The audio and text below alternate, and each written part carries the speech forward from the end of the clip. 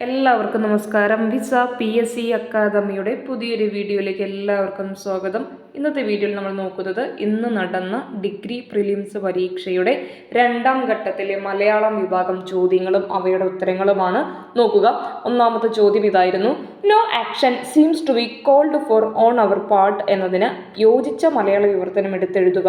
No action seems to be called for on our part എന്തായിരുന്നു? Option D, നമ്മുടെ ഭാഗത്തു നിന്ന് എന്തെങ്കിലും നടപടി എടുക്കേണ്ടതായി തോന്നുന്നില്ല. രണ്ടാമത്തെ ചോദ്യം ഇതായിരുന്നു: തേൻ എന്നർത്ഥം വരുന്ന പദം എടുത്തെഴുതുക. തേൻ എന്നർത്ഥം വരുന്ന പദം ഏതാണ്?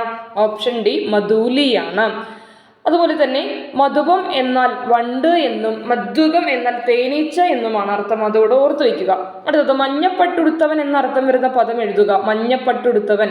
പീതം എന്നാൽ മഞ്ഞ, അമ്പരം എന്നാൽ വസ്ത്രമെന്നും ആകാശമെന്നും അർത്ഥമുണ്ട്. മഞ്ഞപ്പട്ടുടുത്തവൻ ആരാണ്? പീതാംബരൻ. ഓപ്ഷൻ ബി ആണ് ശരിയായ ഉത്തരം. ധൃതി എന്ന പദത്തിന്റെ അർത്ഥം എന്താണ്? തിടുക്കം, വേഗം. 3ഉം 4ഉം ശരി അല്ലേ? തിടുക്കം, വേഗം. 3ഉം 4ഉം ശരി. ധൃതി എന്നതിന് മനസ്സുറപ്പ് എന്നൊരു അർത്ഥം കൂടെ ഉണ്ട് കേട്ടോ. അതോടെ ഓർത്ത് വെക്കണേ. ധൃതി എന്ന വാക്കിന് മനസ്സുറപ്പ് എന്നോട് അർത്ഥം ഉണ്ട് കേട്ടോ.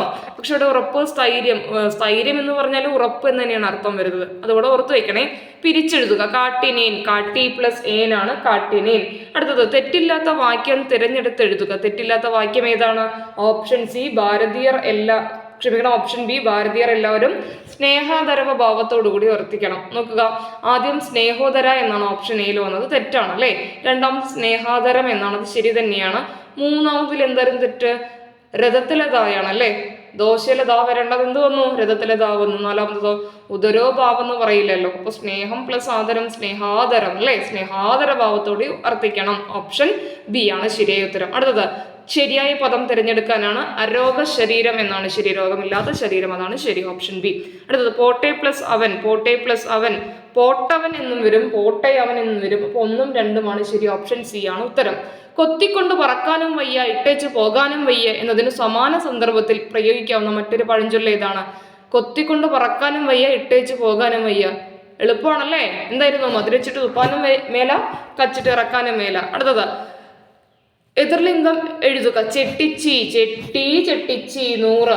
100ാമത്തെ ചോദ്യമാണ്. ഓപ്ഷൻ എ ആണ്. ചെട്ടി, ചെട്ടിച്ചി. ഒന്നുകൂടെ പറയാം. No action seems to be called for on our part എന്താണ്? ഓപ്ഷൻ ഡി ആണ്. നമ്മുടെ ഭാഗത്തു നിന്ന് എന്തെങ്കിലും നടപടി എടുക്കേണ്ടതായി തോന്നുന്നില്ല. രണ്ടാമത്തെ ചോദ്യം ഇതായിരുന്നു: തേൻ എന്നർത്ഥം വരുന്നത് മധൂലിയാണ്.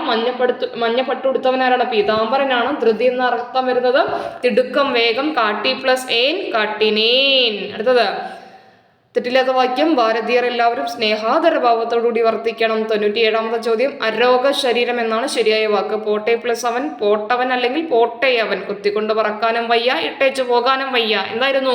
മധുരിച്ചിട്ട് തുപ്പാനും മേല, കച്ചിട്ട് ഇറക്കാനും മേല. എതിർലിംഗം എന്താണ്? ചെട്ടിച്ചി എന്നതിന്റെ എതിർലിംഗം ചെട്ടി. കൂടുതൽ ചോദ്യങ്ങളും ഉത്തരങ്ങളുമായി വീണ്ടും കാണാം. നന്ദി, നമസ്കാരം.